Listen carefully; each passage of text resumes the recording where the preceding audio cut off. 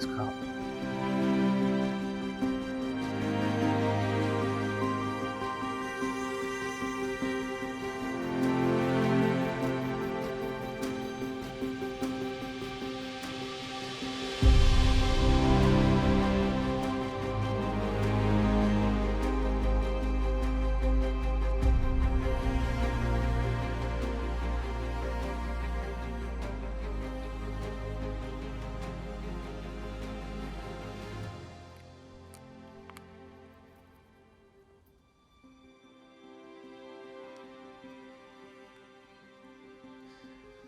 One of these is going to do a bite today.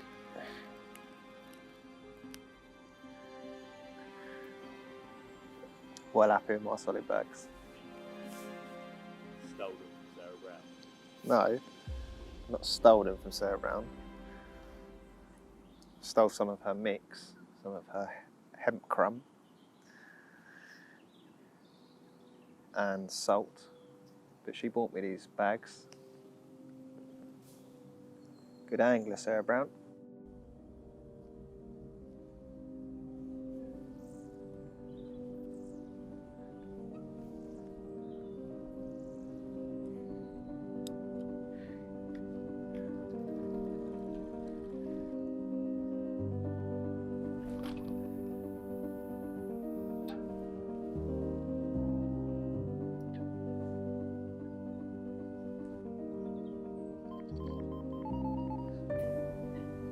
Swan's right in my way now.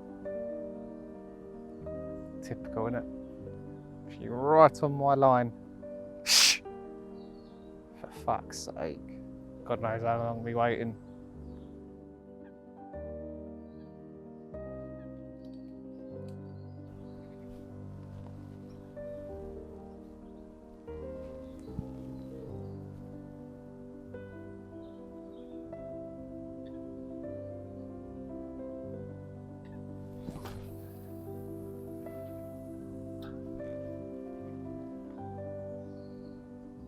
Oh, mate, that went out an absolute dream. That's the one that's going to go.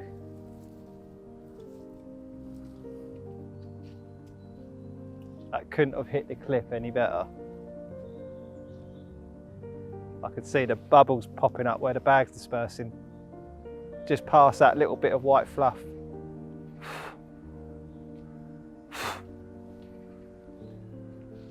There's a proper hatch going off today.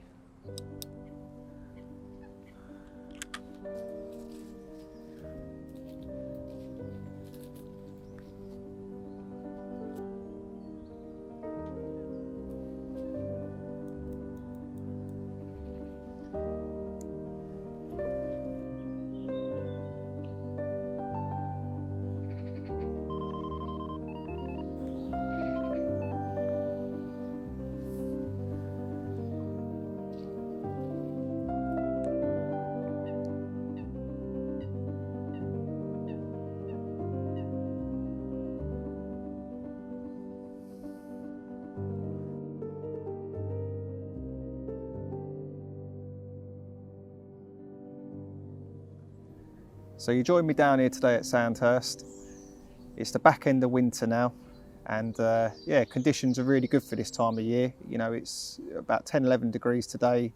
It's overcast, there's a bit of drizzle in the air, and yeah, things are looking pretty good for this trip, I'd say.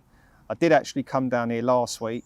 I've not done much of my own fishing this winter, so you know, I really fancied getting a trip in down here to hopefully sort of, you know, kickstart my year, if you like. And I did have a bit of a result as well. You know, lake wasn't overly busy when I arrived last week.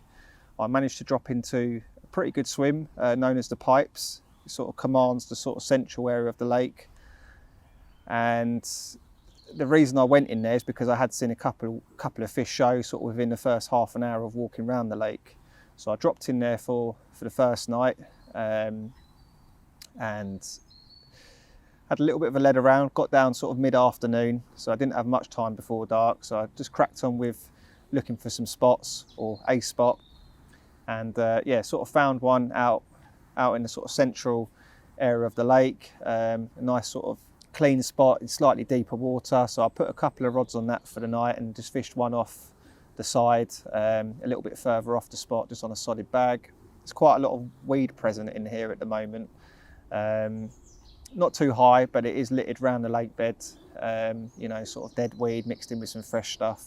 So I felt like a bag would be a good tactic, you know, just sort of roaming one around, you know, not being too specific with where it was landing, and you know, hope that I could maybe pick up a fish or two off that. Nothing happened through the night hours. It was around, I think, about 8:10 in the morning. I had my first bite, which was a bite off the spot that I had found the day before.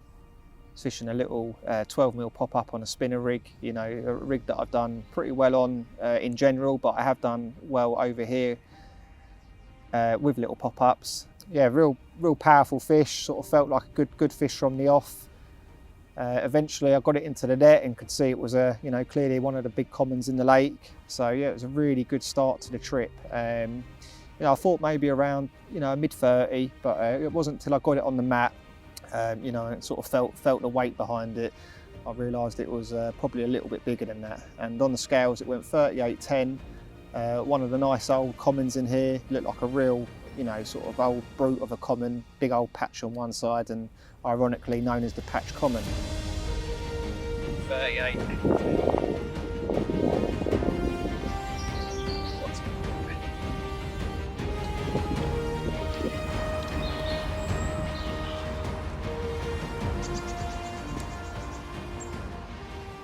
So yeah, that was a really nice way to start the session, and you know, as always, I like to get the rod straight back out there, because you know, on Sandhurst there's quite a few fish in here, and you know, once you can get a spot going, you know, you can tend to pick up a few fish within quite a short period of time.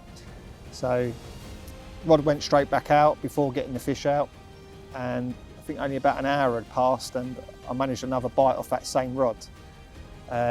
Again, another really good scrap. You know, they do fight hard in here, and again, landed a really nice common, quite a bit smaller than the last one, but a beautiful carp, had beautiful winter colours and real sort of pristine as well. Yeah, that went 28 pounds. So yeah, really good start to the first morning of the trip. I was expecting things to actually kick off after those two quick bites that morning, but nothing else did happen throughout the day. The rain did come down quite heavy and the air temperature dropped, so I don't think that helped things. However, I still felt confident for the second night, or going into that second morning, but yeah, nothing came of it. Birds were just diving relentlessly on my spot. So I was actually due to go home, but because I hadn't done much fishing, I decided to stay put for a third night, and I had a plan and I wanted to move swims because I'd seen a few fish showing up the other end. So I dropped into another good swim called the Bailiffs. I'd heard that it'd been fishing a little bit iffy throughout the winter. Usually it's quite a productive swim, but for whatever reason, they just didn't seem, you know, happy feeding in that area. Maybe they were using it to get away from the pressure, whereas, you know, more of the central area of the lake, you know, had been sort of hit hard through the winter, so maybe they were just using that area down the other end as a bit more of a sanctuary, you know. But anyway, I felt confident getting in, moving into that swim with, you know, with seeing carp present, and they weren't being bothered, and I was the only one down there. So yeah, I didn't want to mess around too much, but I did need to have a bit of a lead around due to how weedy it was. To be fair, it didn't take too long to find a couple of really nice clean areas. Didn't seem too blatant, but yeah, there's a couple of nice clean spots in and around the weed. So again, I just sort of repeated what I'd done, or sorry, how I'd caught on the first morning, which was, you know, just around sort of 10 medium spoms of bait, bit of crumb, couple of handfuls of pellet, couple of cans of sweet corn, you know, just a pretty standard winter mix really, and then just fishing little 12mm pop-ups over the top. So I had 2 new spots in the bailiffs, feeling really confident for the night ahead. It was due to go down to -1 that night, and yeah, it definitely did, because I woke up to, you know, a frost the next morning, and unfortunately nothing did happen. I had to be off that morning. I did sort of, you know, hang around for as long as I could, but yeah, nothing came of it. I didn't hear anything through the hours of darkness or see anything the night before. So yeah, that was pretty much the end of that trip. So it was a bit of a struggle towards the end of the trip, but it was a really positive start. And yeah, to come away with a couple of fish, and one being a real decent one, I was more than happy, and looking forward very much so to getting back down here for this trip. So I arrived down here earlier for this trip. I left my house at 6 o'clock in the morning, got here just before 9, so it took the best part of 3 hours to get down. So I do feel like I'm on the back foot a little bit. Didn't sleep all that well last night, and yeah, enduring a 3-hour drive, you're always feeling a bit tired after that. But I've had a couple of coffees to charge me up, and I have got a couple of rods out there now fishing. So I had a lap round here when I first arrived, and there was around 4 to 5 anglers on, and everyone was pretty spaced out, which is always quite nice. Pipes was taken, which was obviously one of my options. Bailiffs was free, although there was someone opposite at the time. So they were the 2 areas that I was familiar with on the last trip. However, there was quite a lot of this bank that I'm on now, which was free of line pressure. And from the swim that I've gone into, I am sort of commanding that good sort of central zone, the same sort of zone I was hitting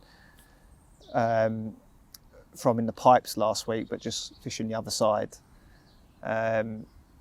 So after about an hour of looking, I hadn't actually seen anything show, which I thought was a little bit odd. Perhaps I'd missed a few first thing this morning, not getting down here early enough. But the guy down to my right, he's had a couple this morning from the car park swim.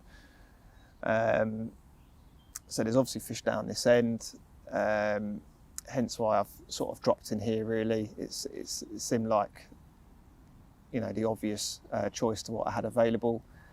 However, not long after I had put my gear in the swim, the guy out of the pipes has decided to pat down, and he's moved up that bailiff end. So I was thinking about going back into that swim, but to be honest, I quite like the idea of this, because the peg to my right is free at the moment, and I don't think there's anyone else due on, so I should be all right. But it means that I can fish one rod down the right hand side, more into peg 9's water, which is where the guy in the car park said he'd seen a couple this morning, and I can also fish 2 sort of more out in front in that sort of central body of the lake. Yeah, so I feel like I'm covering a fair bit of ground out there. But at the moment, I've just decided to go in with 2 bags, which I've cast sort of much further out to the right.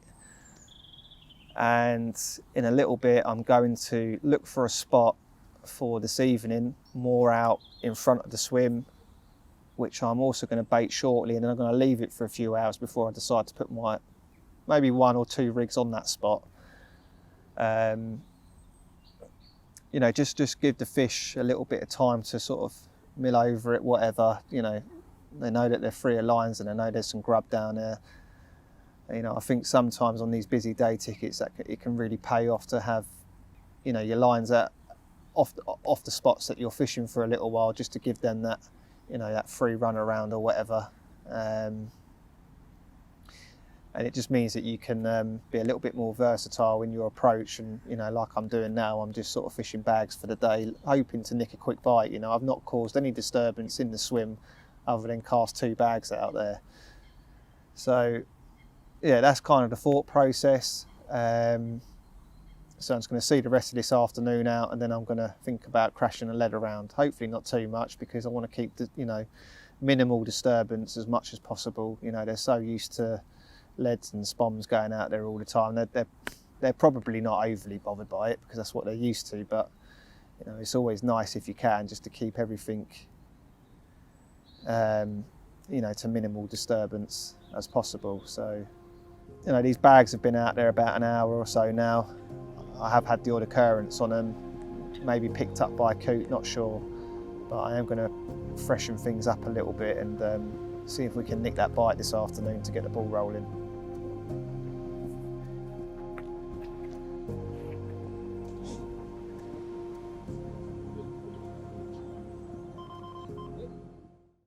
So there you go, I hope you enjoyed the video. It's part of Luke Vallory's Quest for a Data Kit 40 series, and in this video he went to Sandhurst Lake where he came so close to getting that target that he's been after for so many years now. It's an ongoing series in the magazine, and we're also now bringing it out as a series on film too over on the Total Carp Plus website. Each month, Luke gets just one, sometimes two 48-hour sessions on a data kit venue in search of that 40-pounder. It's proved a difficult journey, but he's caught some awesome fish along the way, and I'm sure he'll continue to do so all the way up to the point where he finally puts the net under that 40-pounder he's been after. Now, the whole point of this series was to keep it really applicable to many of our readers and viewers out there who get to fish on relatively limited time. Fishing just 1 or 2 sessions a month, Luke's caught some amazing data kit carp for the series, and hopefully this will give you the inspiration as well as the tactics and tips that you need to go out there and do the same yourself. Sandhurst Lake is an amazing data kit venue that's always high on Luke's list to go due to its incredible stock of big fish, including a large number of 40-pounders too. The great thing for you is, like all the lakes in Luke's series, Sandhurst is an open access venue and you can book yourself on by going to the website swimbooker.com. There you can choose a date, see what the availability is and get your session booked in, knowing that you've guaranteed yourself a space on the lake. It's really simple to do, so if you want to go to a venue where you've got a really good chance of catching a monster UK carp, then make sure to check out Sandhurst and get yourself booked on via Swimbooker. Now don't forget, if you want to watch the full video as well as loads more great exclusive content, then head to totalcarpplus.com.